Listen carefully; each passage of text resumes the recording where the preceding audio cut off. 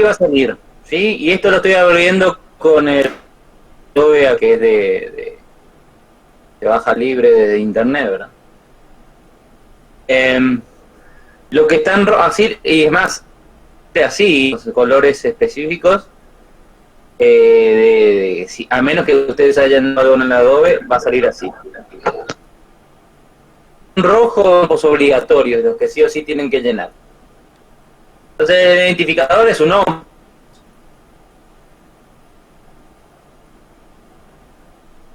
La matrícula es su matrícula, yo qué sé.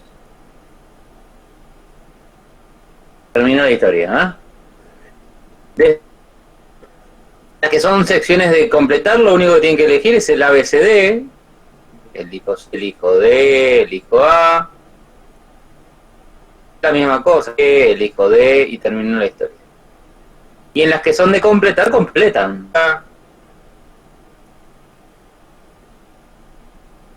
Dice el volumen de sangre que el corazón bombea por minuto es... Terminan los espacios, no entiendo cuál es lo especial. Y finalmente abajo dice firma. Yo cliqueo acá, te abre un menú. ¿O no ven el menú? Profe. Que se firma con ID digital.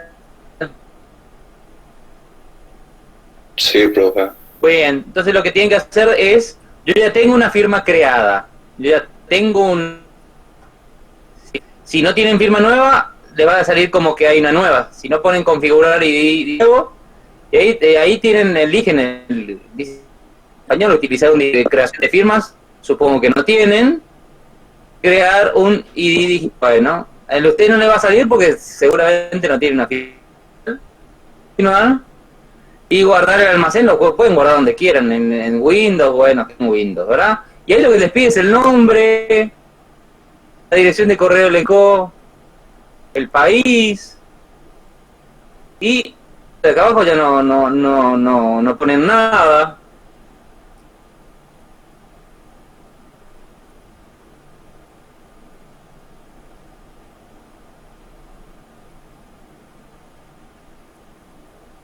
Y, y ya después se les pide guardar y se acabó la historia. ¿Sí? Es eso. ¿Sí? Hola. ¿Se entendió? Entonces, la firma digital es eso, no es otra cosa. Si ya tienen una firma, como la que yo tengo ya hecha. Profe, Sí, ¿puedo preguntar algo? claro. La última vez yo intenté eso mucho, pero no me sale.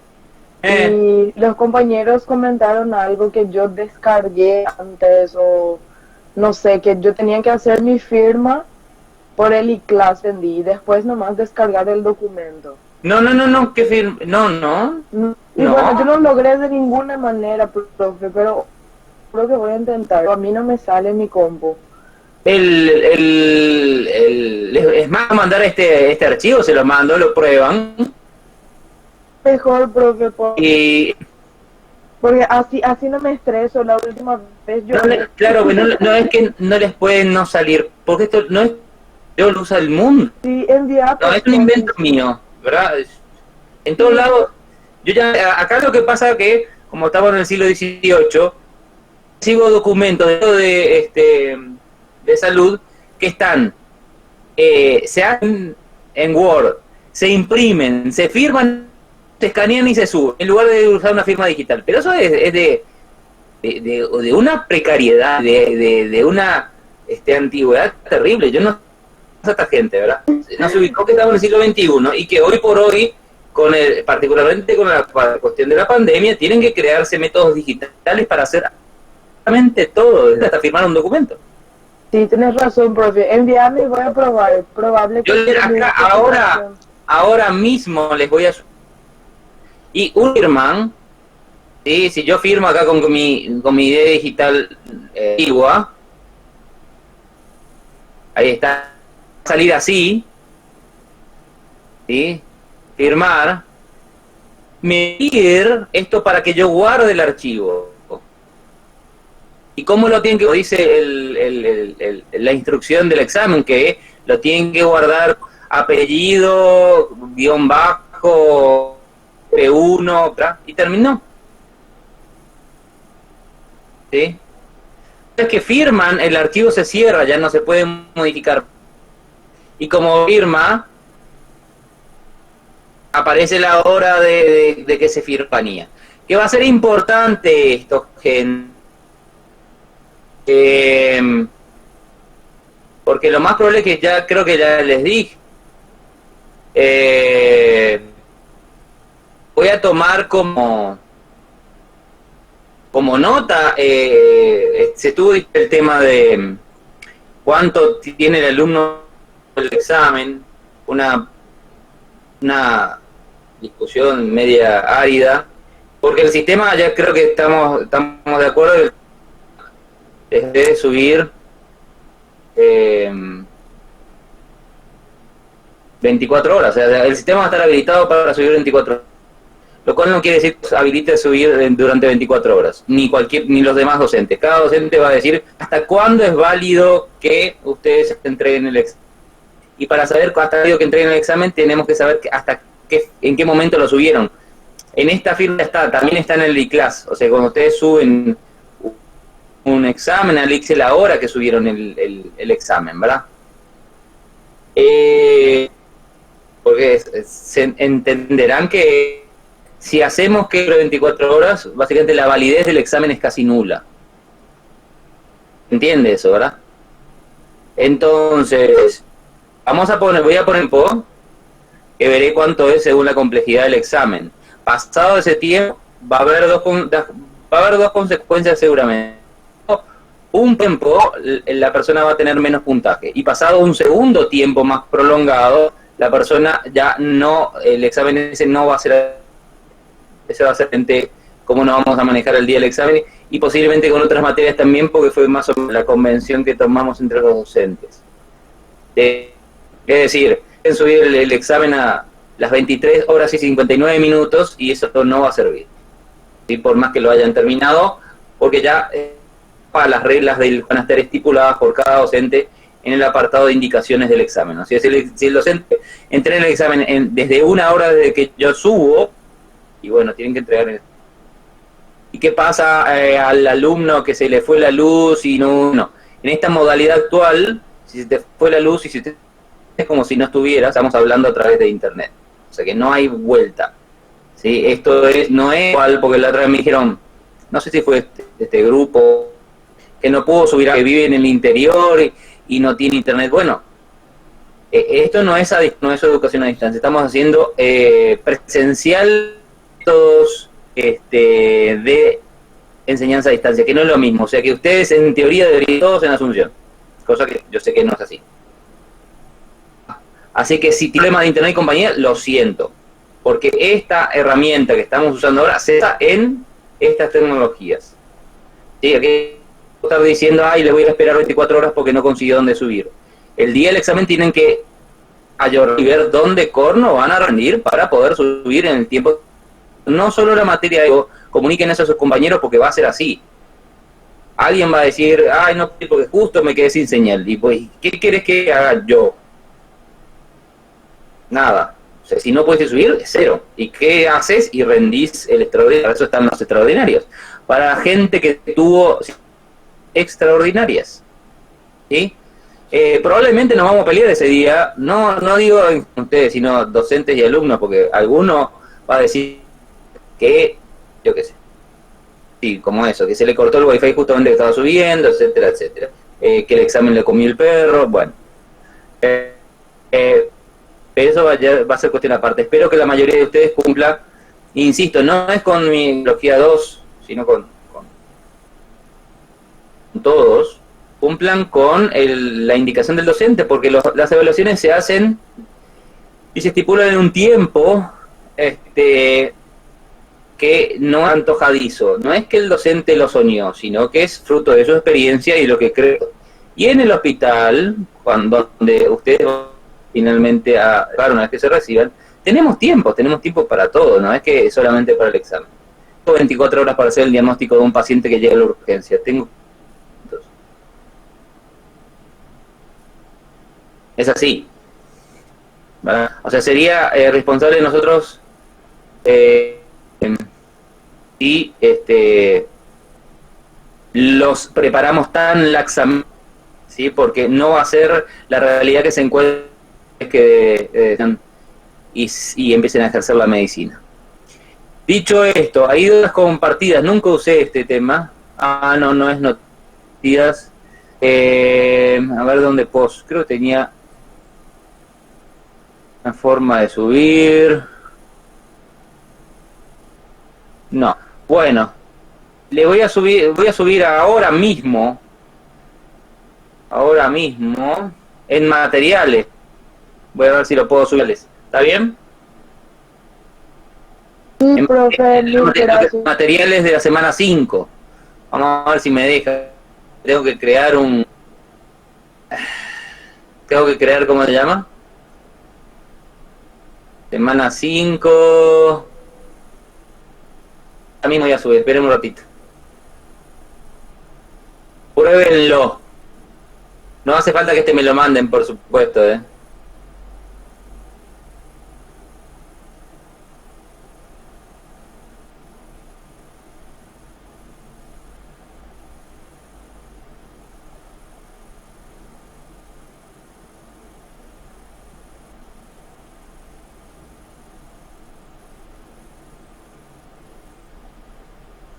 Tengo que preparar un link.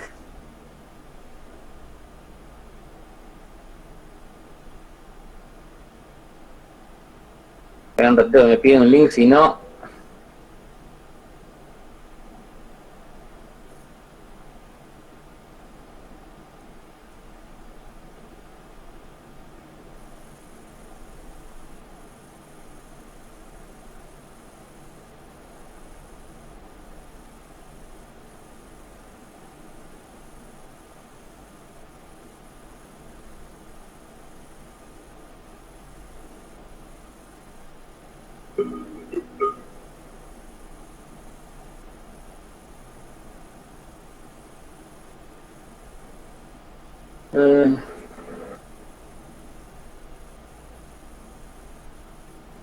Ya fue subido. Sí, después se fijan, llevo. En materiales, semana 5.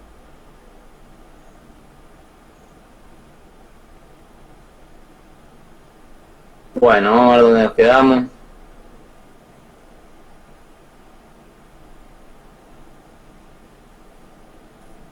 Buen día, profe. Claro. Profe, con respecto a la lista Sí. y a la asistencia, ¿cómo es contigo eso, profe? Porque se quejaron algunos compañeros de que les aparece en medio de 100, ¿verdad? Y que están presentes todas las clases contigo. Yo miro, y si no están en el chat, no están presentes.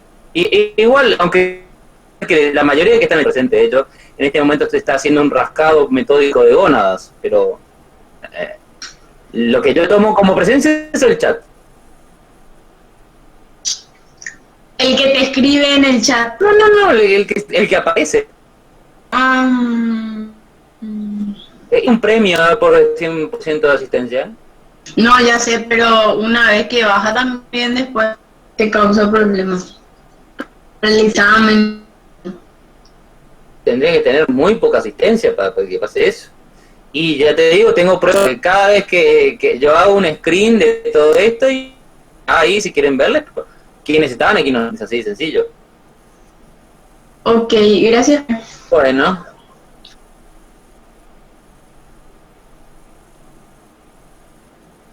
Les digo, la primera vez con la asistencia llamé al micrófono y tardaron media hora en llegar a atendernos, lo cual quería decir que están en cualquier otra parte. De hecho, a través de estas plataformas es casi imposible, yo me asegure,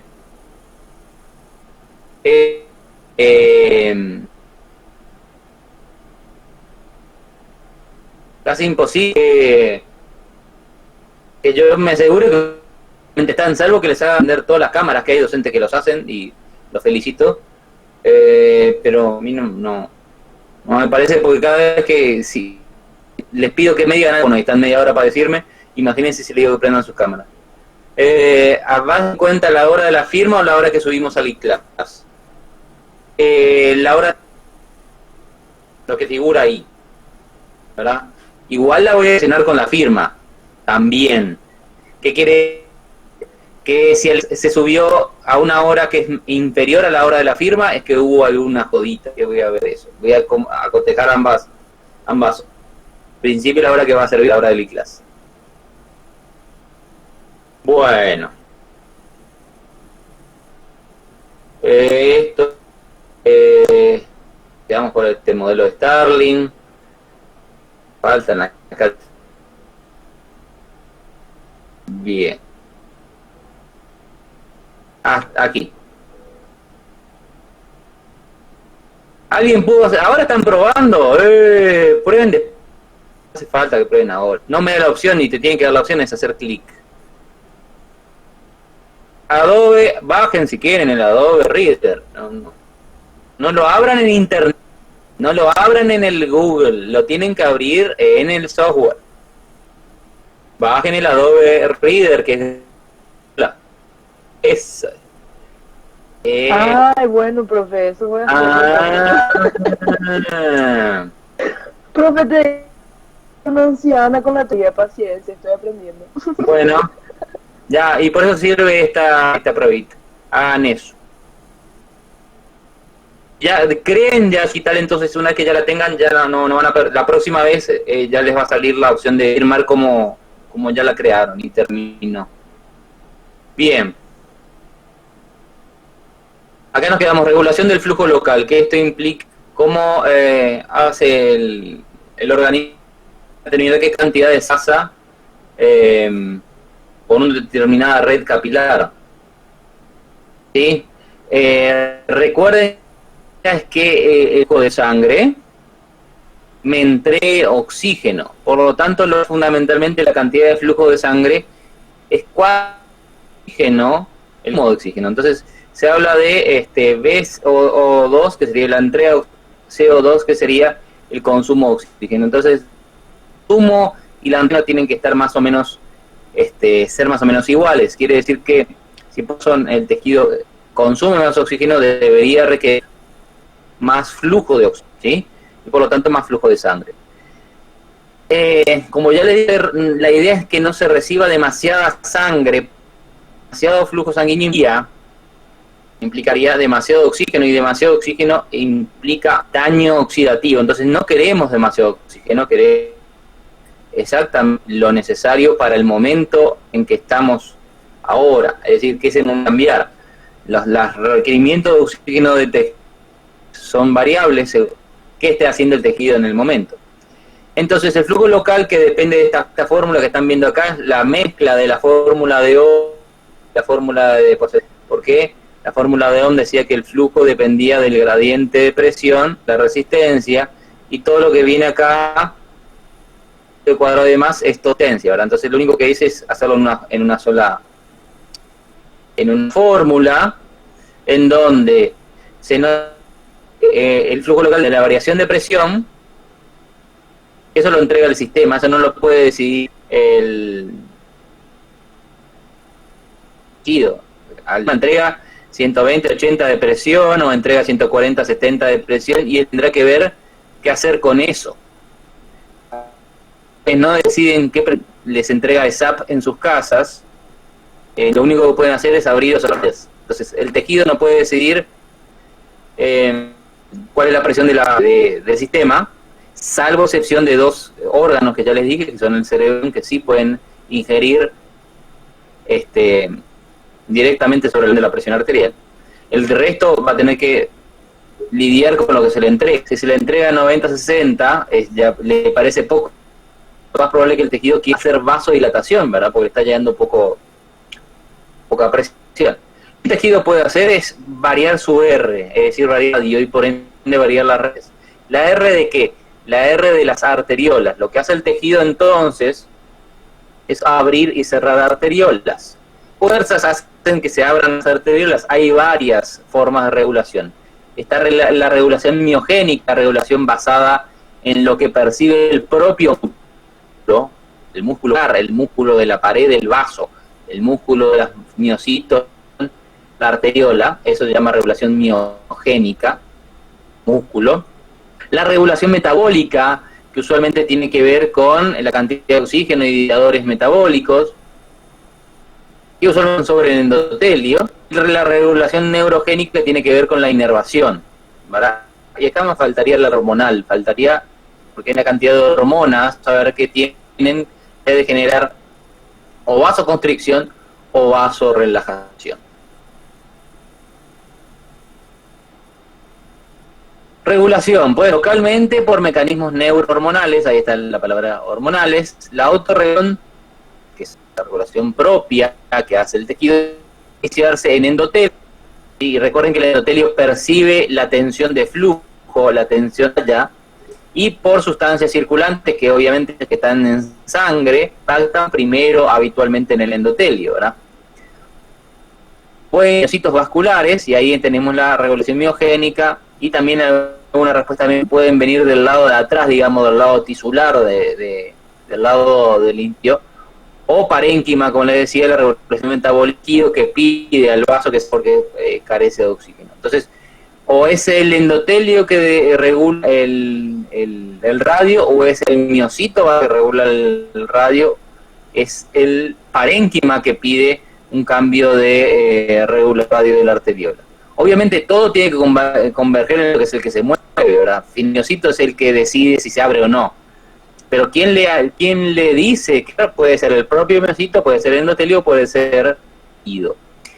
En corazón, riñón y pulmón son más importantes los mecanismos de regulación metabólica y miogénica. O sea, todos los mecanismos no tienen la misma importancia en todos los lugares. El cerebro, corazón, riñón y pulmón, sobre todo el tema es metabólico. El músculo y tubo digestivo, que en general antagónicamente, la regulación sobre todo es neurohormonal. O sea que músculo digestivo tiene una regulación que es la propia, regulación mediada por el nervioso autónomo y por hormonas, que son las que cuando yo tengo el sistema nervioso tiene que tratar de mantener presión arterial, sobre todo en estados de shock o en estado de hipotensión. Obviamente mi presión, así como si la presión de agua que me llega a casa se reduce y yo me quiero bañar y no hay presión de agua, tengo que obviamente canillas para que la poca presión que haya la pueda aprovechar. Lo mismo pasa en el cuerpo, ¿verdad? Por esta razón la presión sistémica cae, yo tengo que cerrar canillas. Las canillas que son las canillas de los tejidos que no son inmediatamente esenciales. Por ejemplo, el músculo y el tubo digestivo. Esperando cierra esas canillas, esperando que eventualmente la abra y las pueda volver a abrir, ¿verdad? En una persona en shock, por ejemplo, en shock estoy hablando de hipotensión severa, generalmente no hay flujo sanguíneo muscular o no hay flujo sanguíneo. Estos tejidos no reciben casi sangre, por lo cual obviamente entenderá que no se puede alimentar este paciente, por supuesto, mueve tampoco, ¿verdad? Está en cama, ¿verdad? Está en terapia intensiva, ¿sí? ¿Puede llegar a haber isquemia y daño de estos órganos? A ver, sí, pero el cuerpo lo que hace es sobrevivir. ¿Y cómo lo hace? Bueno, como pueda. Apaga estos órganos hasta esperando que la siga más adelante. La piel también sufre de estos cambios y peor todavía. Solamente presenta regulación neurohormonal. O sea, la piel no puede decidir si le llega más sangre o menos sangre. Decide siempre el sistema autónomo y algunas hormonas. Por lo tanto, también puede ocurrir en pacientes, lo mismo que pacientes que sufren hipotermia, tener zonas de lesión de piel, zonas donde hay infarto. ¿Cómo se llama el infarto de piel? Se llama gangrena y escara. Zonas de infarto de piel van a ocurrir por disminución del flujo sanguíneo de la piel. Tengo 3 niveles de regulación. Órganos vitales como cerebro, riñón y pulmón se autorregulan básicamente. Los órganos que tales, pero son importantes, músculo y tubo digestivo, tienen un medio. Y la piel, principal función, se manda sangre a la obviamente deteriora la piel, pero la principal razón para la sangre de la piel es para terminación. Entonces la piel no autogestiona su flujo sanguíneo, lo autogestiona el nervioso autónomo. Esto está ejemplificado en citas, donde, como ven, las canillas naranjas hace referencia a regulación local, o sea que es básicamente el que decide si abrir o cerrar su canilla. El azul es control del sistema nervioso autónomo. Como ven, el cerebro, corazón, riñón y pulmón básicamente autogestionan su flujo sanguíneo. En cambio, tubo digestivo y músculo esquelético tienen algo mixto y la piel básicamente tiene control del sistema nervioso autónomo.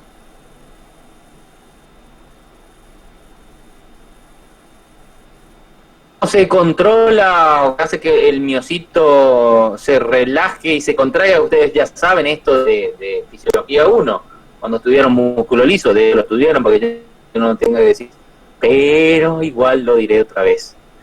Lo que controla lo liso en cualquier situación, pero estamos hablando solamente del miocito liso básico, y más específicamente el miocito vascular de la arteriola, que es el que tiene mayor capacidad cambiar la luz del vaso, porque le va a ser pequeña.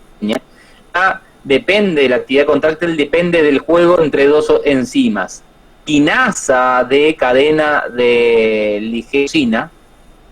Recuerda que el músculo liso no tiene troponinas, entonces su regulación se hace a través de la fosforilación o desfosforilación de la ligera reguladora de la miocina.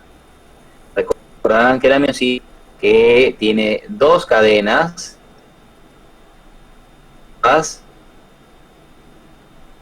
con dos cabecitas y además tiene dos livianas. Son hexámero, cadena, y de las dos cadenas livianas, dos son esenciales y dos son reguladoras, que se fosforila en esta reguladora. Entonces la actividad, si se fosforila por la quinasa, se contrae el músculo. Si se desfosfora fosfatasa, se relaja el músculo. Entonces es un juego entre quinasa y fosfatasa. Contracción, ¿y qué enciende la quinasa? Bueno, se genera contracción. Por supuesto, calcio, se activa la calciocalmodulina y se activa la myosin-latinase, que es la quinasa de la cadena ligera de la y la que básicamente el aumento del calcio dispara la contracción. Cualquier cosa que haga que aumente el miocito liso produce contracción. Por ejemplo, que población de un GPCR, es decir, de un receptor acoplado a proteína del tipo GQ. La proteína G activaba la fosfolipasa C, que libera inositol trifosfato, que receptores en el retículo endoplasmático y que hace que calcio el retículo endoplasmático, ¿verdad? Entonces, podría ser un mecanismo. Hormona o mensajero. Y esto hay que hacer lista, porque si van a ir de a uno no se van a acordar. Cualquier hormona o mensajero utilice como receptor en el músculo liscular un GPCR unido a GQ, va a producir contracción. Entonces, todas las hormonas que actúan por esta vía generan vasoconstricción. También en la vasoconstricción, la apertura de canales iónicos regulados por voltaje, o sea, la polarización puede causar contracción, por supuesto, o los canales no sensibles, es decir, sensibles al estiramiento, como y los pies, eso. Tanto el músculo liso vascular se contrae también cuando se estira demasiado. Entonces, si se estira el vaso, se contrae. Y eso se llama reflejo mímico, creo que ya lo comentamos por ahí otra vez. Es decir, que cuando la presión sanguínea aumenta y la arteriola se estira por culpa del ton, aumentando el ton mural, lo que hace básicamente la arteria es contraerse en respuesta. Se llama reflejo miogénico, es una forma de IVA. Y al revés, si la presión sanguínea cae, generalmente la arteria se dilata. Es parte de la autorregulación llamada reflejo miogénico. La otra forma de contracción es la activación de la fosfatasa. ¿Sí? Son enzimas que son los mensajeros que utilizan otro tipo de GPCR, unido a proteína G12, que no la vi, y que actúa a través de estas proteínas Rho y demás, que son, básicamente se llaman proteínas G pequeñas, a diferencia del G, la GQ y compañía, que son llamadas G grandes, ¿verdad? Después, de la relajación, cuando la célula es repolarizada o hiperpolarizada en canales para el potasio. Hay varios canales para el potasio, los principales son los canales ATP, los canales regulados por voltaje, los regulados por calcio y regulados por o los rectificados hacia adentro. Es decir, esto que lo comentamos cuando hablamos de corazón, que eran los que responsables de potencial de reposo cardíaco, manquir porque solamente tienen cierto grado de salida de potasio, no permiten mucha salida de potasio. Entonces son canales como con un mecanismo valvular. Y después, por supuesto, es cíclico. El AMP cíclico es el gran relajador del músculo liso. Uno quiere saber lo mínimo sobre esto, lo mismo que el calcio contracción vía activación de la miosina light chain kinase, y el AMP cíclico produce relajación por inhibición de la miosina light chain kinase. Es decir, calcio es contracción, AMP cíclico acción. Cualquier cosa que aumente el AMP cíclico en el liso producirá relajación del músculo liso. Y el gémico, que es parecido, actúa a través de la PKG, que el GMP cíclico, en lugar de estimular la kinase, inhibe la fosfatasa.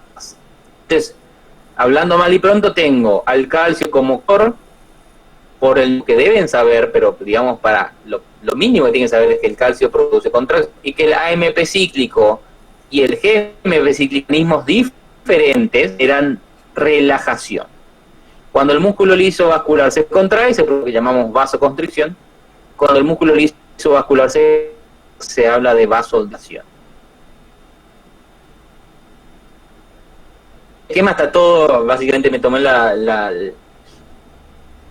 me entró una pseudopsicótica y empecé a hacer un esquema donde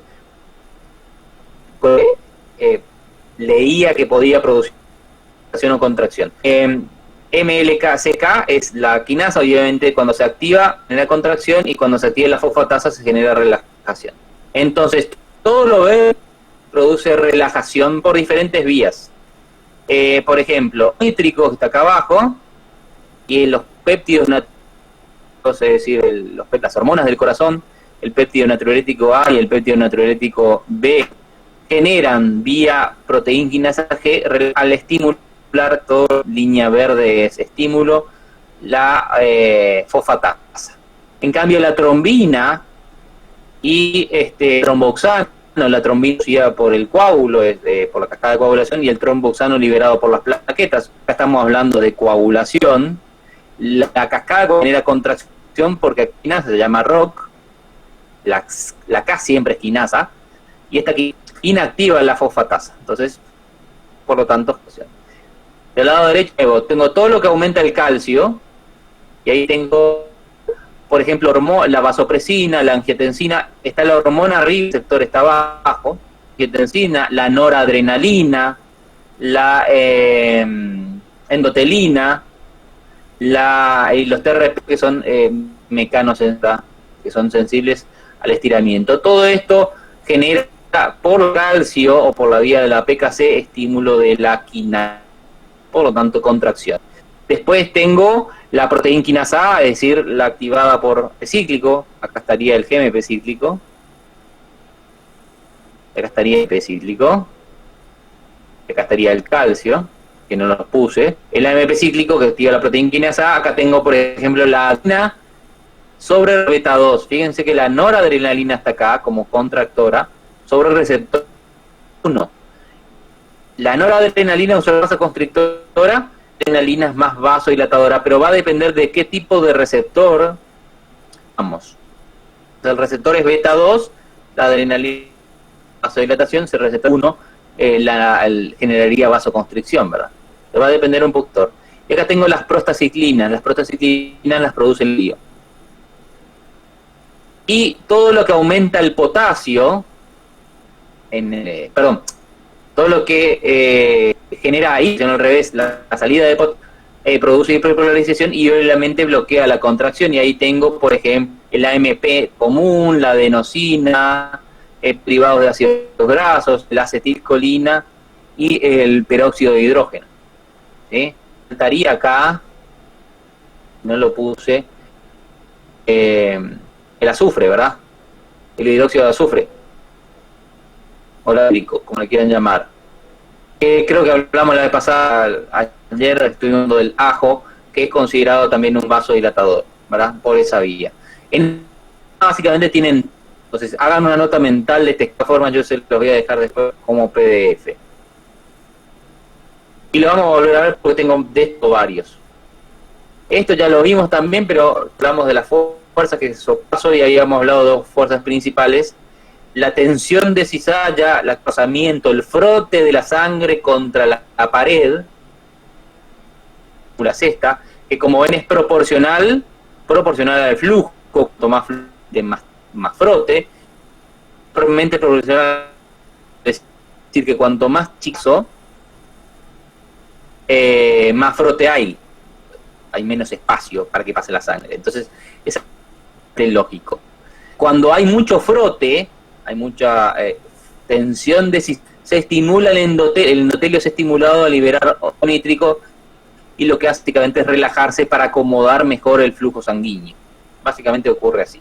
Ahora bien, la otra fuerza importante es la circunferencial o la de la pared, la tensión mural, que es esa la dirección, la ven ahí, trata de desgarrar la pared, y es por eso que estos se ubican en esta dirección, así, en la dirección de la tensión, cuya fórmula es esta, y fíjense que es proporcional a la presión al radio. Es decir, que cuanto mayor presión sanguínea, no flujo, presión, más tensión.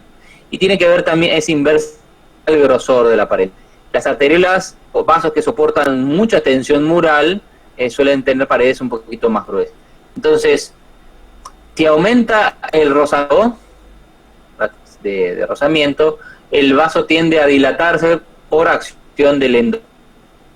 En cambio, si aumenta la tensión si la tensión se vuelve mucho, que depende del radio también, pero en ese sentido de esto por el miocito, lo que ocurre es la vasoconstricción. Entonces, en este juego están continuamente los vasos, como si fuera un equilibrista entre los dos estados, ¿verdad? En algún momento gana la vasodilatación, en otros momentos gana la vasoconstricción. En general, la vasodilatación es mediada por endotelio, la constricción es, como dice acá abajo, es miogénica, es decir, propia del músculo.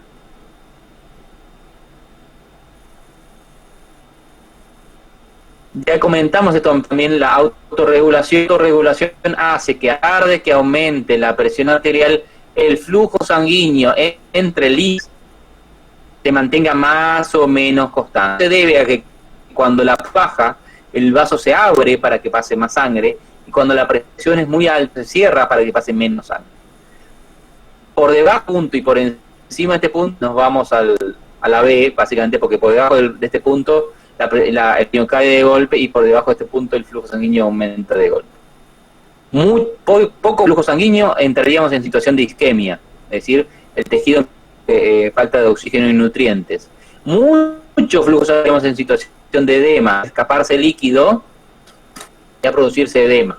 Así como ocurre en el cerebro, en las personas que tienen una crisis hipertensiva, por ejemplo, está habituado es un hipertenso que no hace caso, como el 95 hipertensos, y después cuando tiene su ACV dice: yo, señor, el de arriba, cuando en realidad el culpable es es un humano, culpar siempre a un poder sobrenatural por la selección que no hace, ¿verdad? O ausente, o al internet, o al wifi. En fin, si esta es la habitual de esta persona en la zona de autorregulación, pero por alguna razón estaba mirando el partido de Cerro y, como me comentó mi vecino el día de Cerro, a decir que tocar el timbre porque le estaba sangrando la nariz. Estaba mirando el partido de Cerro, le empezó a sangrar la nariz y estaba por las nubes, entonces fue al hospital finalmente. En ese caso, le sangró la nariz. En otro sitio pasa muy alta, estamos muy en esta zona, puede desarrollarse edema, que si se me hincha el dedo gordo del pie no importa, el problema es que se me hincha en lugares que no pueden hincharse, el edema cerebral inmediatamente produce trastorno de conciencia, eventualmente coma, eventualmente convulsiones y muerte. ¿Sí? Pero eso va a ocurrir solamente cuando CAPE, o sea, la presión esté muy por encima del valor de regulación, que en género de autorregulación está alrededor de este punto, que es el habitual de la persona. No el normal. 50, 90 o 120 puede ser el habitual, pero no es normal. Lo normal es que sea menos de 120 y menos de 80. Aclaro, porque les voy a preguntar. Misma historia.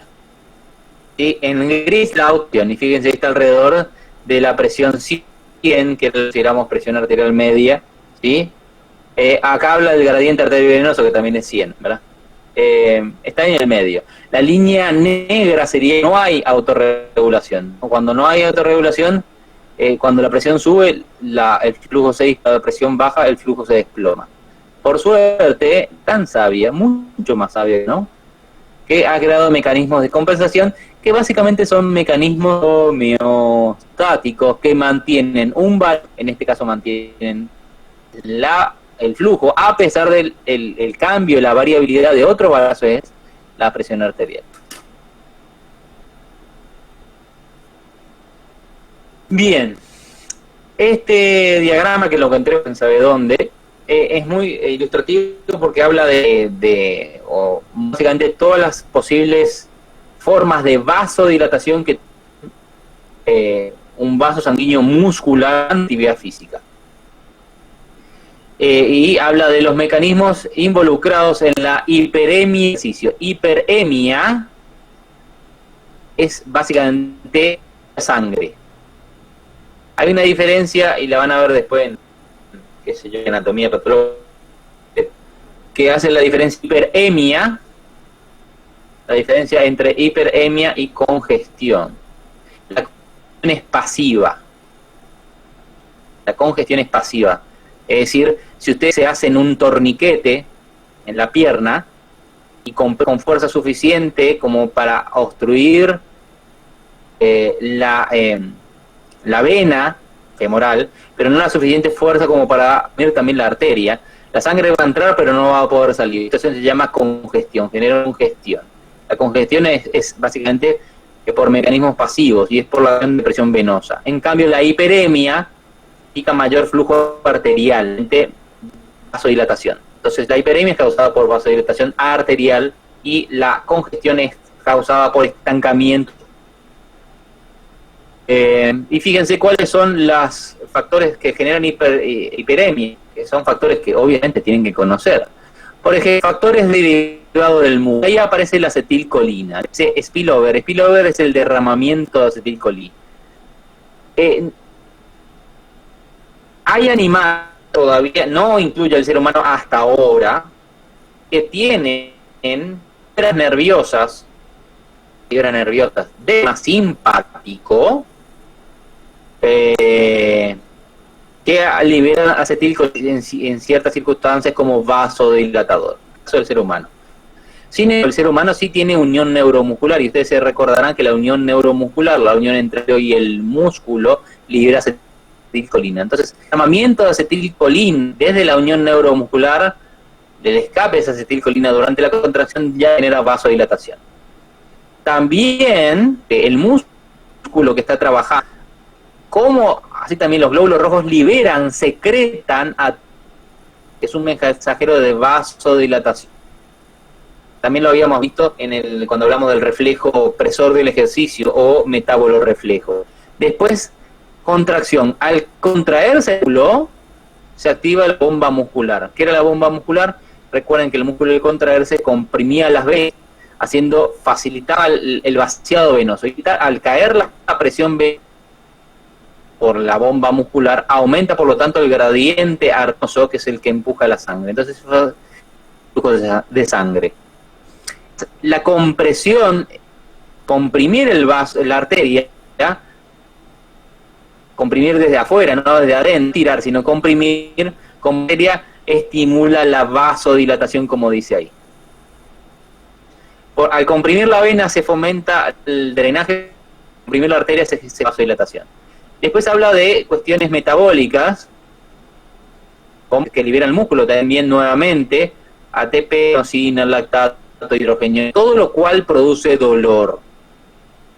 Y creo que voy a decir lo que ya dije, en los gimnasios se utiliza mucho la frase no sirve, porque el dolor, la liberación de estas sustancias que generan, por un lado, vasodilatación, el músculo se grande, por otro lado, evocan el reflejo opresor elevando la presión arterial y mejorando del músculo. 2. 3, a la larga son estos los estímulos que generan hipertrofia, que es lo que uno quiere en el gimnasio.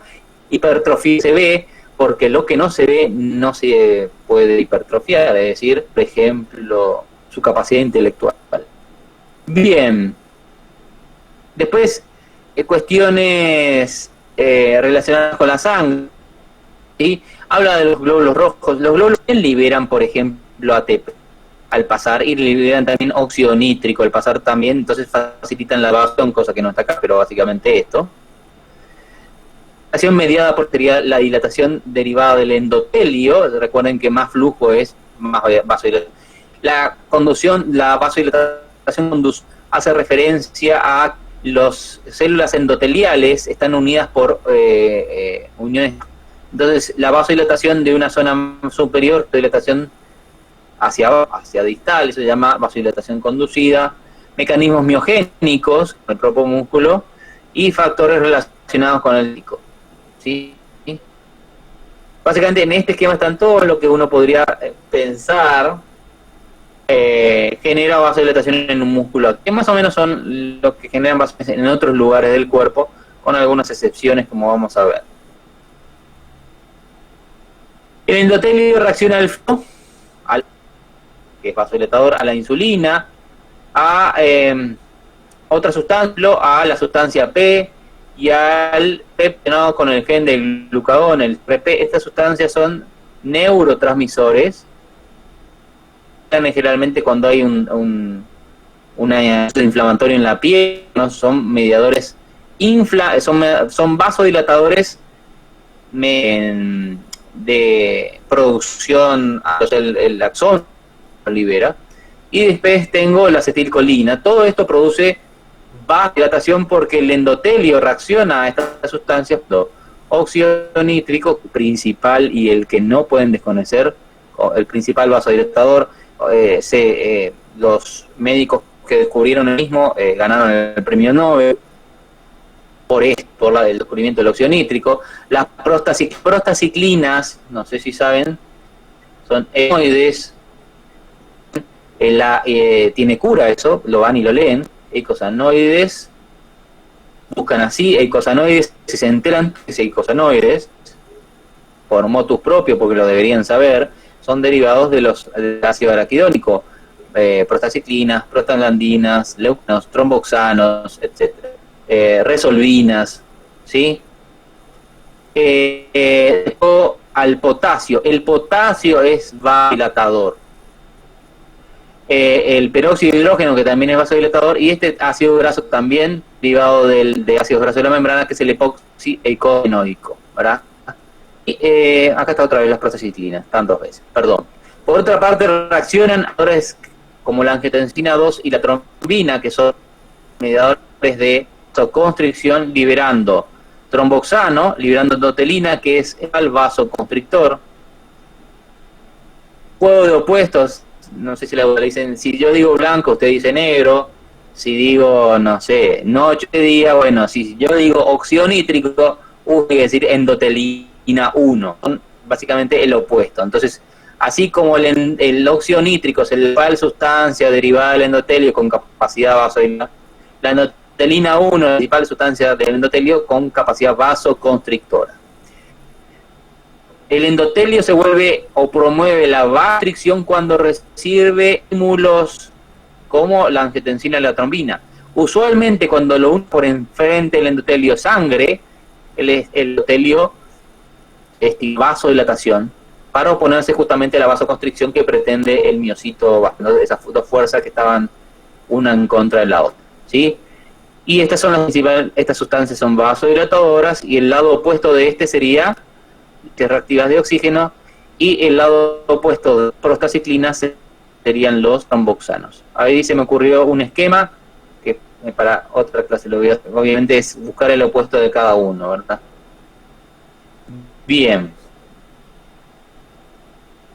Este esquema se lo voy a dejar, no hace falta todo escrito. Fíjense, está la sustancia endotelial, está el receptor estimulante, están los inhibidores, está todo. Esto va a quedar y lo van a leer y lo tienen que... ¿sí?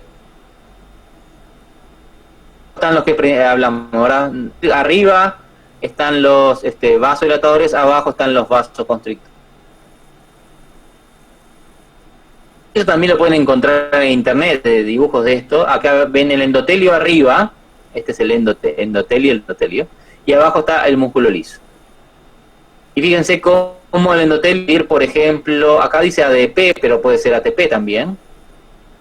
Dividir sustancias como las bradiquininas, o el flujo del shear estrés, la tensión, y por diferentes mecanismos, lo que consigue realmente es la producción de óxido nítrico, que es un motor, la de prostaciclina, que es otro vasodilatador, y el EDHF, que acá no está establecido. DHF es el hiperpolarizador derivado del endotelio, que en fisiología y en investigación, cuando el factor tiene el nombre es porque realmente no sabemos qué corno es.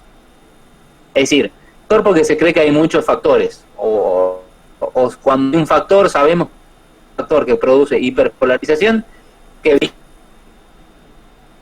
viene del endotelio, pero no sabemos qué sustancia es. Entonces queda como factor hiperpolarizador derivado del endotelio. Ahora, ¿cuáles son los que sabemos hoy por hoy? Uno es el potasio. El potasio puede producir hiperpolarización paradójica, canales para el potasio. ¿Qué canales para el potasio? De nuevo, acá están los... O sea que el potasio activado del endotelio puede generar vasodilatación. ¿Qué otro F podría ser? El peróxido de hidrógeno. Y el tercero podría ser el azufre, ahí se me fue la palabra, ¿verdad? Entonces podrían ser EDHF. En algunos casos podría ser uno, en otro caso podría ser otro, y en algunos casos podrían ser los tres. Entonces, patas vasodilatadas derivadas del endotelio. Entonces el endotelio relaja el músculo liso que está detrás, sea liberando nítrico, sea liberando prostaciclinas, liberando algún factor polarizante, como ser el potasio, el peróxido de hidrógeno y el sulfuro, el hidróxido de azufre. Acá entraría lo que es el ajo, ¿verdad? Que es un donante de azufre. Y acá, mezclando la otra cara, los vasoconstrictores. Usualmente el endotelio no es vasoconstrictor. Solamente se vuelve vasoconstrictor cuando recibe estímulos. Algún estímulo como la angiotensina 2 o la trombina, ¿verdad? Entonces, el endotelio libera tromboxanos, libera prostaglandinas H2 y libera endotelinas. Y libera especies reactivas de oxígeno. Las especies reactivas de oxígeno inmediatamente consumen, degradan el óxido nítrico. Y las demás sustancias a través de sus receptores específicos es aumentar el calcio. Y si el calcio se tiene contracción. En el otro esquema no vi, pero en otro esquema fíjense abajo, activa o la proteína quinasa A través del AMP cíclico o se activa a través del GMP cíclico la proteína quinasa G que generan relajación. Estos esquemas que los van a tener toda la información. Otro, saqué de un artículo que muestra que el principal mecanismo de vasodilatación, es el mismo en todos los vasos. Por ejemplo, en vasos más como las arterias de conducción, aparentemente el principal vasodilatador es el óxido nítrico, actuando a través del GMP cíclico, ¿verdad? En vasos de resistencia, ya vasos más pequeños, donde estarían las arteriolas, aparentemente el peróxido de hidrógeno, factores hiperpolarizantes derivados del endotelio, son los principales vasorelajadores, ¿verdad? ¿sí? O sea que no es pareja, con tantos estímulos vasodilatadores y vasoconstrictores, bueno, porque cada uno actúa a un nivel diferente del sistema vascular. Acá tiene una cantidad, otro nuevo cuadro, lista de sustancias que generan actuando sobre el endotelio. Son sustancias que son vasodilatando sobre el endotelio. Bradiquinina, sustancia P, el péptido relacionado con el gen de glucagón, la acetilcolina, el ATP y la adenosina. Y acá está el receptor, está el endotelialmente y el, ¿sí? Y de nuevo esto va a estar disponible. La bradiquinina, estas tres primeras se liberan cuando hay inflamación. Por eso cuando me pica un mosquito o me esguillo, la zona se hincha porque hay vasodilatación, atemia. La tiene que ver con el principal papel que podría tener la acetilcolina, y acá está, la erección. También ocurre en seres humanos, la erección digo, y la acetilcolina como estimulante de la erección, liberada en los cuerpos cavernosos, estimula la producción de óxido. El ATP tiene que ver con la actividad física, ¿verdad? Otro esquema que traté de resumir todo, pero quedó más feo que lindo, pero muestra algunas cositas. Estas son sustancias vasoconstrictoras, sustancias vasodilatadoras que actúan sobre el helio. Esta sería la célula endotelial. Ahí. Y es miocito.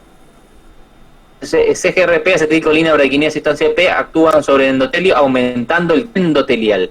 Cuando aumenta calcio en el endotelio, la consecuencia es la liberación principal de sustancias vasodilatadoras.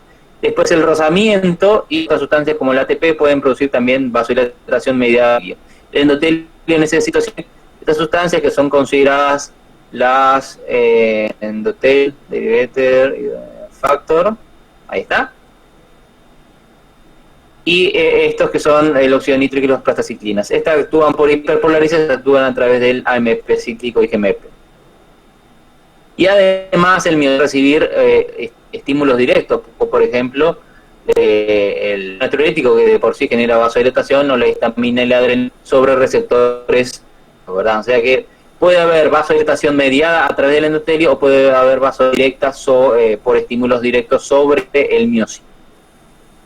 También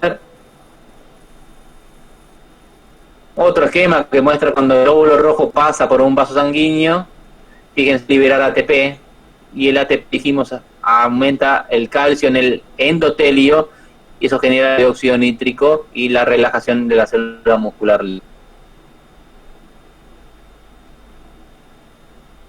De nuevo, otro esquema mostrando eso mismo para que no se olviden, porque se lo voy a preguntar, mostrando, por ejemplo, a las bradiquininas actuando sobre un receptor, que es un GPCR, en este caso aumentando los niveles de calcio en la célula endotelial, y eso, o la producción de óxido nítrico, o de nuevo los factores liberadores de hiperpolarización que abren canal de potasio. Como sea, lo que se consigue finalmente es la relajación, como la liberación de potasio actuando sobre los que también genera hiperpolarización. Misma historia. Otro diagrama. Y en este diagrama tratar de sumar acá habla de la contracción que genera relajación y en el medio del sistema, el proceso sobre el propio vaso, la tensión mural, es decir, la tensión de la presión sanguínea, genera contracción, en cambio el flujo sanguíneo, la tensión de rozamiento, genera relajación.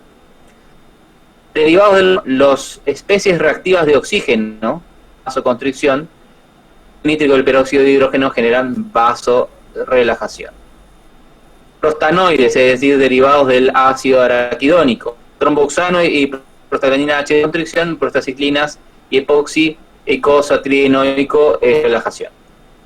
Purinas, no hay vasoconstricción, ATP y adenosina genera vasorelajación. Mensajeros parácrinos sean derivados, liberados en el lugar, in situ.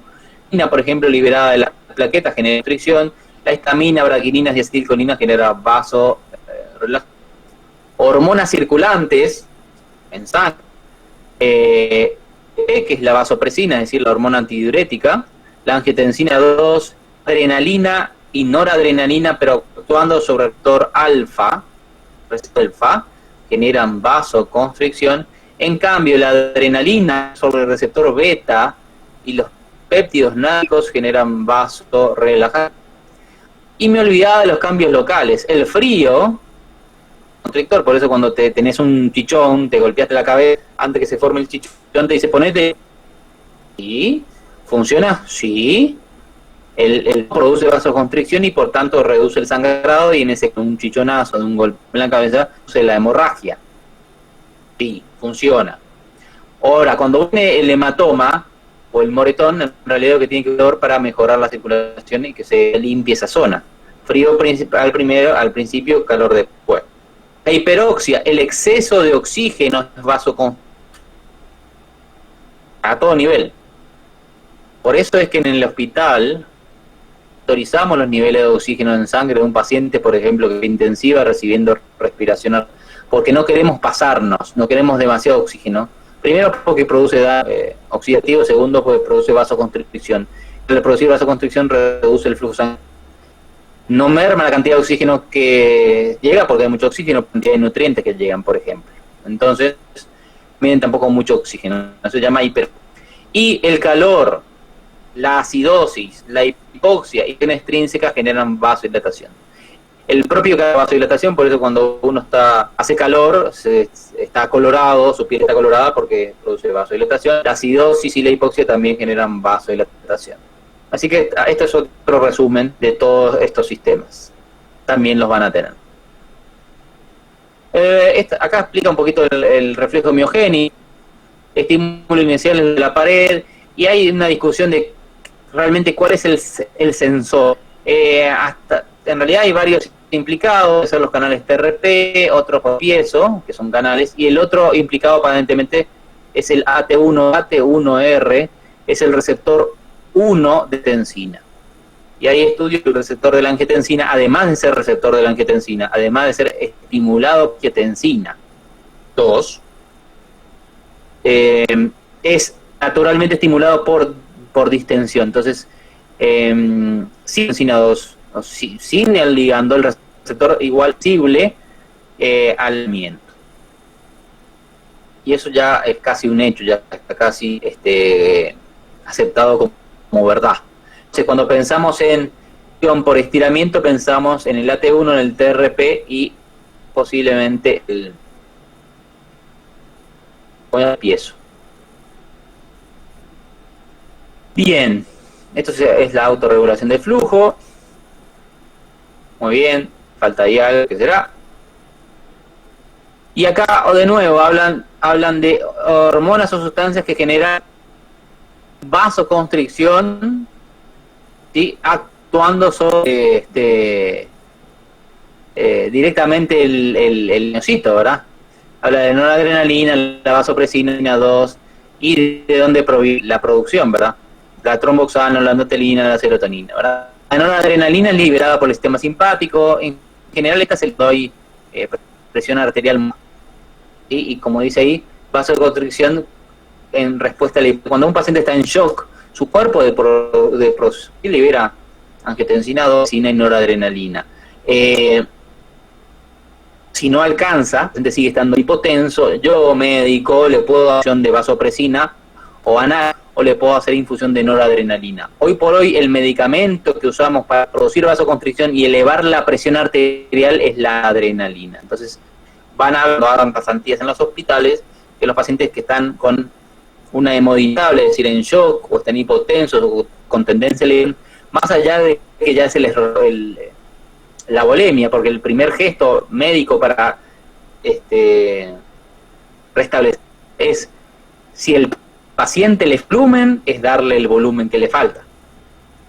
Y si aún restablecido el volumen sanguíneo, el paciente sigue hipotenso, se le se puede o indicar algún vasoconstrictor, que como les digo, hoy por hoy el principal es la noradrenal.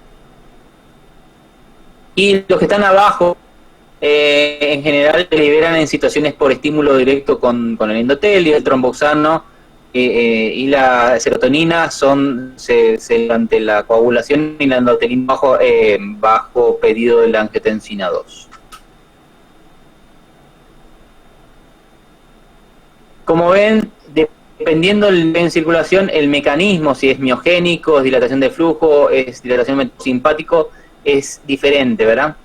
O sea, el reflejo miogénico es más en pequeña circulación, la dilatación de flujo es más importante en la circulación donde hay más flujo, y el biometabólico también en la circulatal, ¿verdad? En la microcirculación.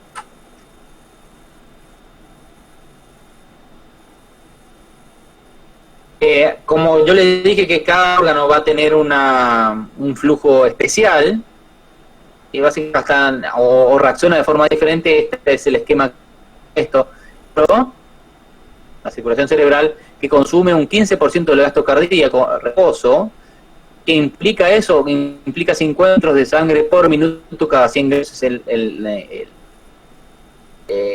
flujo sanguíneo en reposo. No es por debajo de 20, ya hay muerte neuronal, y entenderán que la muerte neuronal es irreversible, no recuperar neuronas. El principal vasodilatador es DO2 y la acidosis que genera. ¿Qué quiere decir? Y esto se practica en el hospital. En los pacientes que tienen traumatismo de cráneo, edema cerebral, una de las intervenciones que es para reducir la presión dentro del cráneo es, paradójicamente, reducir el flujo sanguíneo en ciertos puntos. ¿Cómo hago reducción del flujo sanguíneo? Bueno, como el principal ahora es el CO2, lo que hago es retirar el CO2. Y la única forma de CO2 es haciendo que el paciente respire más. No le voy a decir al paciente, bueno, empezar mucho más que lo usual para sacar tu CO2. El paciente va a estar en asistencia respiratoria mecánica, es decir, conectado a un aparato. Yo, médico de fisiología, puedo tocar los botones del aparato y determinar la asistencia respiratoria. Le voy a dar a mi paciente que lave CO2, pierda CO2 y se genere una cierta calosis respiratoria que va a producir una leve constricción cerebral, y con eso se reduce un poco la presión dentro del cráneo. Pero todo esto tiene aplicación práctica, ¿sí? En algún momento y en alguna circunstancia, siempre obviamente. En un consultorio posiblemente no tenga papel ninguno. Particularidad del cerebro: poca tolerancia a la hipoxia. Usted se queda sin flujo sanguíneo y básicamente apaga, y 10 minutos después está muerto el flujo sanguíneo, el cerebro. Es la razón de por más que las guías de reanimación cardiopulmonar dicen en qué momento dejar de reanimar. Yo puedo estar, si quiero, reanimando media hora o 3 horas. Después de pasado los 15, 20, la posibilidad de que salga es poca, y es mucha, a medida que pasa el tiempo, es mucho el paciente salga con secuelas permanentes por daño neuronal. Pasado media hora uno se dice, bueno, ¿qué estoy haciendo? Estoy de devolver a un paciente, a un papá, a su familiar, o estoy tratando de devolver un paciente comatoso para su vida. Y el médico tiene que pensar eso y tomar una... ¿Qué les digo? No está en los libros. Ningún libro les va a decir, ustedes tienen que dar 10 minutos, o 15, o 20, o 30. Una cuestión importante de la circulación cerebral es que tiene una barrera hematoencefálica y no tienen linfáticos como tal. Como no tienen linfáticos como tal, es muy fácil que desarrolle edema, ¿sí? Por eso se restringe la salida de líquido a través de la barrera hematoencefálica, pero cuando ocurre la salida de líquido es difícil que vuelva al líquido porque no hay linfático. Tiene un sistema más complicado que probablemente tendremos en verdad. Y es importante reconocer esto de la PVC, presión de perfusión cerebral, que es la PEL menos la PIC. La PIC es la presión dentro del cráneo, y me tiene que dar un valor, este valor es cuando yo me paro se reduce. Tiene que ser mayor a 40-50 milímetros de mercurio. Ahí está. Si la PIC es menor a 60, aparece el reducing, es decir, aumenta la presión arterial y reduce la frecuencia cardíaca. Esto ya lo vimos. En el caso del corazón, de la cantidad de sangre que requiere el corazón, 70 mililitros cada 100 gramos de músculo con oxígeno del propio cerebro. Y acá el principal vasodilatador es las purinas, seguidos por la acidosis y la hipoxia. Posee 8 veces más densidad que el músculo común y silvestre, retira casi todo el oxígeno que le pasa por enfrente. Y recuerden que, sobre todo, la nutrición del ventrículo depende de la presión arterial diastólica y tiempo de diástole. Por eso creo que habíamos dicho que cuando hay aumento de la frecuencia cardíaca o hay taquicardia, además de reducirse el inyectado en cada latido, el ventrículo izquierdo empieza a sufrir isquemia. O sea, taquicardia incesante, frecuencias respiratorias cardíacas muy elevadas durante el tiempo, de por sí producen isquemia y muerte de cardíacos por este mecanismo. Músculo esquelético no tiene un basal, fíjense, no es nada. Ahora puede pasar de esto a 20 veces más, acá dice de 50 veces más, o sea que esto se puede multiplicar en ejercicio. Y la cantidad de bases es múltiple, ¿verdad? Que lo vimos en ese esquema. Retiro de sangre en reposo, principal vasodilatador es la adenosina, la hipocorina, el potasio. La relación autonómica es importante en la regulación de la pH. Es decir, cuando me cae la presión arterial, se dispara simpático y se enciende el sistema renina de aldosterona, ¿qué vasos se cierran para elevar la presión arterial? No puedo cerrar los vasos del pulmón o los del cerebro o los del corazón, órganos esenciales. Entonces, ¿qué vasos cierro? Cierro la piel, cierro el músculo y cierro el tubo digestivo. Entonces, la persona que está en shock básicamente tiene stone por pulmones, corazón y cerebro. Si hay cantidad de presión, también sangre y permite la producción de orina en el riñón. Pero si la presión es muy baja, tampoco el riñón recibe suficiente cantidad de sangre para orina. Y por eso el paciente que está en shock no orina. Una de las mediciones clásicas en medicina intensiva, medicina de urgencia, de la hemodinamia de un paciente, es decir, si la presión que es suficiente o insuficiente, ver con el riñón. Si el paciente orina, la presión es suficiente. Si no orina, puede ser que la presión no, porque puede ser que la presión tenga suficiente presión, el riñón esté fundido. Y ahí, ni con toda la presión del mundo, el riñón va a producir orina. Pero supónganse que no era un paciente que con riñón fundido. ¿Sí?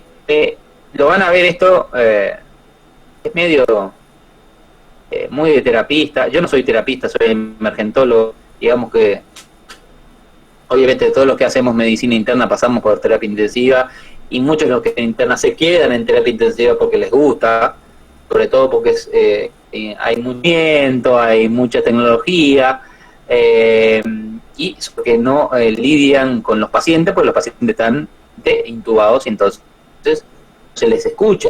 Entonces es un lugar muy silencioso, que deja pensar, muy diferente a una urgencia donde escuchan gritos y pataleos continuamente. Entonces la urgencia hay que pensar, y uno tiene que entrenarse para pensar a pesar de que el familiar del paciente está quedando.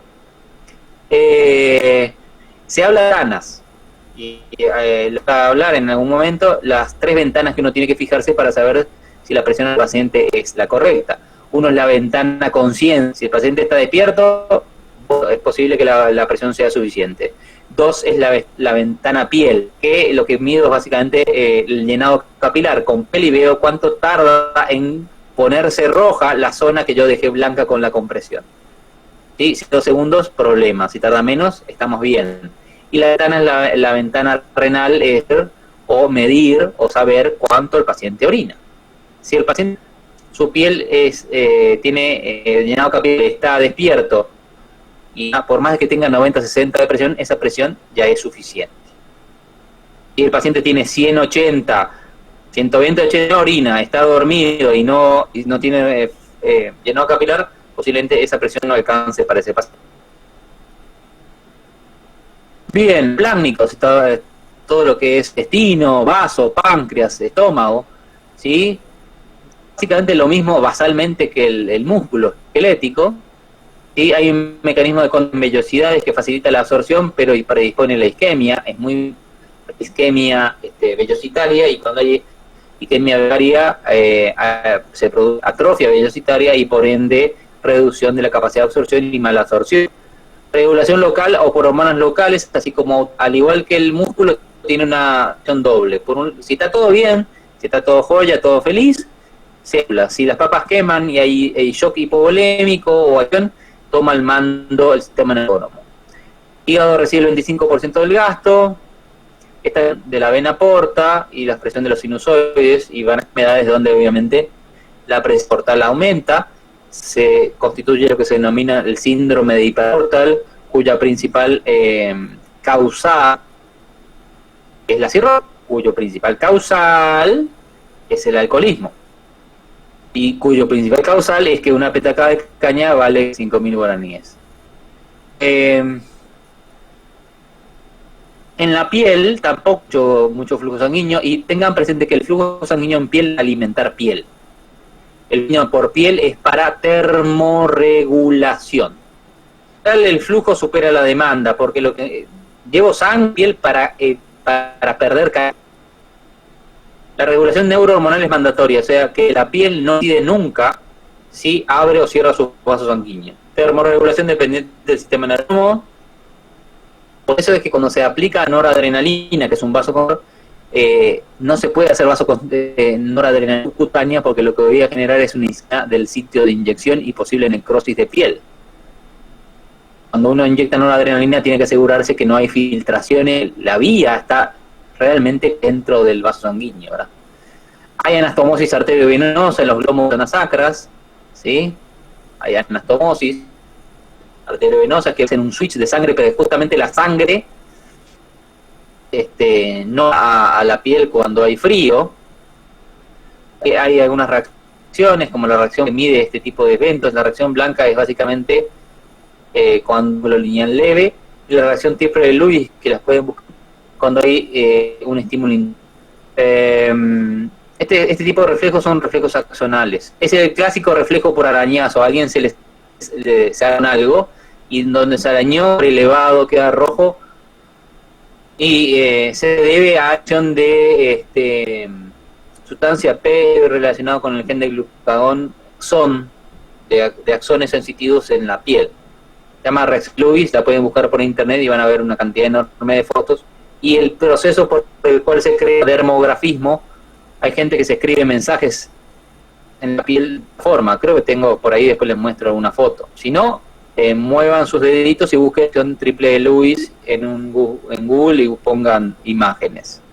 Y en riñón, el riñón recibe un flujo. Se dice que como órgano, se dice muchas veces que el riñón es el que recibe más flujo sanguíneo de todos,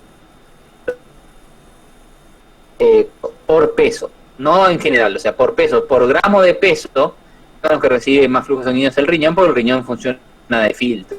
Hay que pensar también que el pulmón todo el gasto cardíaco, así que para mí no sería el pulmón, segundo el riñón, y eventualmente antes deberían estar el glomo carotidio, es básicamente el glomo carotidio aórtico, que son los sensores de oxígeno, son los quimiorreceptores, muy pequeñitos, ¿verdad? Pero si yo cuenta por gramo, enorme cantidad de flujo sanguíneo.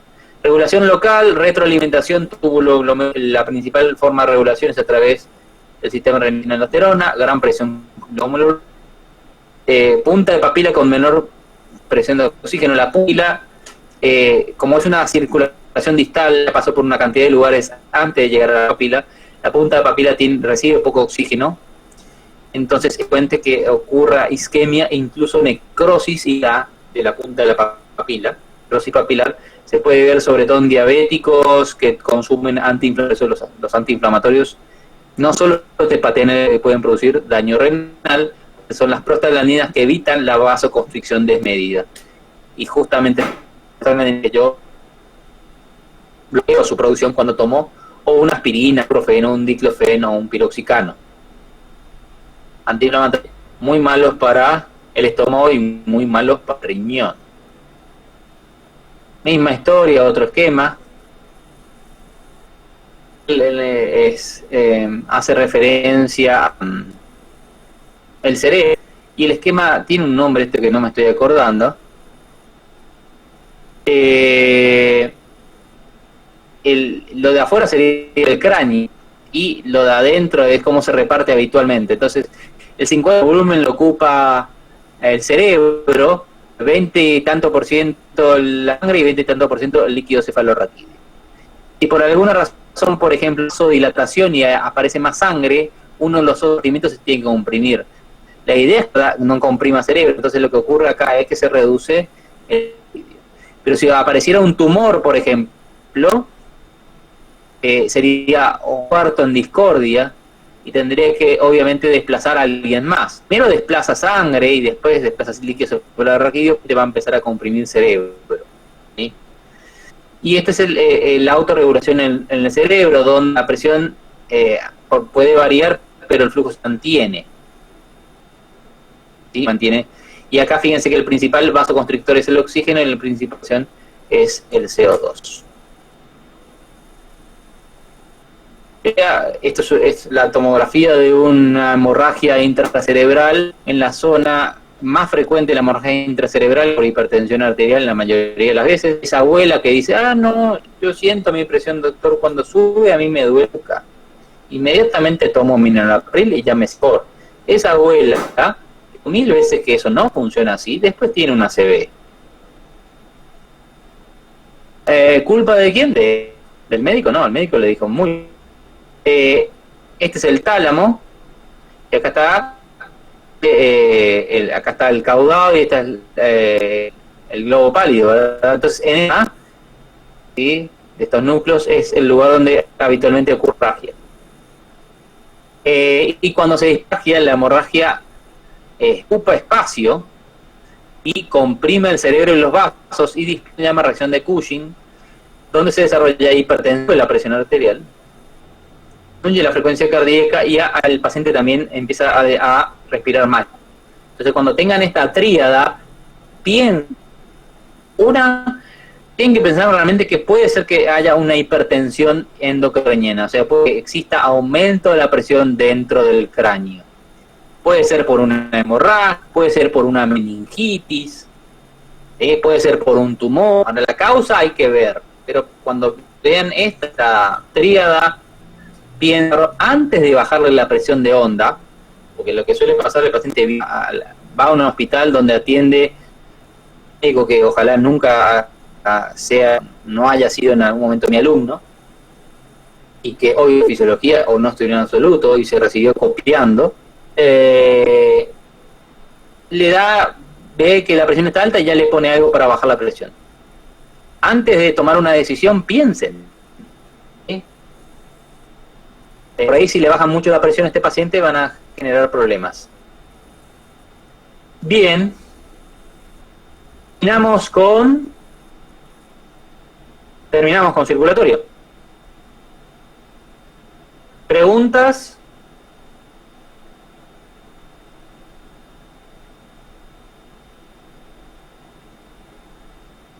Ya no, profe. ¿Todavía no? Sí, estoy digiriendo todavía la información. Bueno. Pueden hacer la próxima clase las preguntas. Profe, ¿podés comentar, yo creo que ya hablaste luego en clases anteriores, cómo es que el eritrocito al pasar por el endotelio ATP y después la vasodilatación? Por ahí vamos a llegar, ahí está. ¿Sí? El mecanismo por qué libera ATP es por la caída del oxígeno. O sea, cuando el eritrocito pasa de microcirculación, empieza, digamos, a liberar el oxígeno. La liberación del oxígeno, la caída del oxígeno con desviación de la curva, la liberación también de ATP por el propio célula muscular, el propio ATP que libera el músculo, ¿sí? Y la liberación de ATP por el que está pasando por este lugar donde cae el oxígeno, o hay una liberación de ATP por parte de la musculatura, ¿cómo se llama? Musculatura en trabajo, el músculo esquelético en trabajo. Entonces, funcionaría en este caso el glóbulo rojo, sería amplificador de la vasodilatación, es decir, algo que está dejando oxígeno, al liberar ATP le está diciendo relájate para que para que pasar con más facilidad, llegue más flujo sanguíneo y llegue más. Y acá falta un mecanismo estipulado que lo comenté. El glóbulo rojo también puede liberar nítrico, ¿sí? El óxido nítrico producido, por ejemplo, puede quedar atrapado dentro del glóbulo rojo, es decir, que el glóbulo rojo, además de transportar oxígeno, podría también óxido nítrico y liberarlo en los lugares donde se requiere vasodilatador.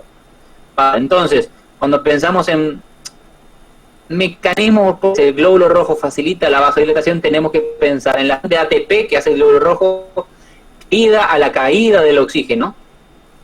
O sea, el glóbulo rojo, al dar oxígeno al mismo tiempo, si se le escapa oxígeno, libera ATP para generar vasodilatación. Y dos, la liberación nítrico que lo tomó de otro lado, o sea, transportaría el óxido, ¿sí?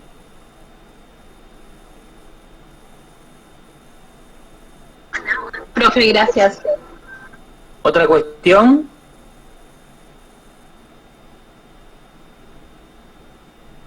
Bien.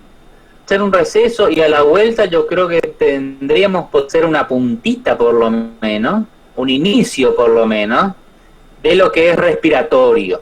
Empezar a hablar un poquito de respiratorio, por lo menos en la introducción. Como se dice, la punta del iceberg por lo empezar a ver.